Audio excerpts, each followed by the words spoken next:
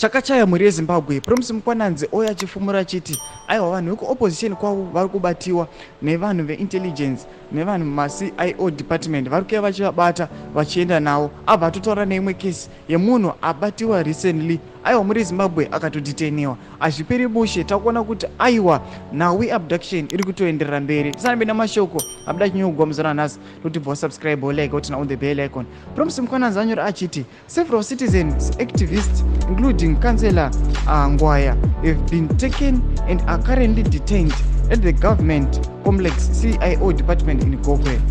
Charges are unknown and reason why they are at CIO rather than in police custody is also not clear. Their phones no longer reachable.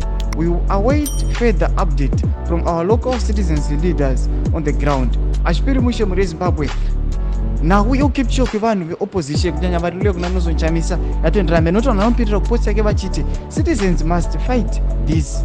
Mwana wataura mashuko kuti taneta nemasellouts saka ndoonayo tirikuona panapa pana Promise Mkwananzi achiti aiwa maopposition components vari kukepchiwa ivo vava kutotyawo vatova nefear kutoti aiwa maybe anytime vagona kutongodza kuti vakomana vatongobatiwa vatongwa mupolice custody kana kuti anyway kana kusingazivikanwa nokuti vataura zvokuti masophones ake they are no longer reachable. Tiudzei mafungiro enyu muri kuri pamusoro mashoko abuditsiwo vachinyogwa pana Promise Mkwananzi. Pinai comment section medu, subscribe, kulike, tinotina on the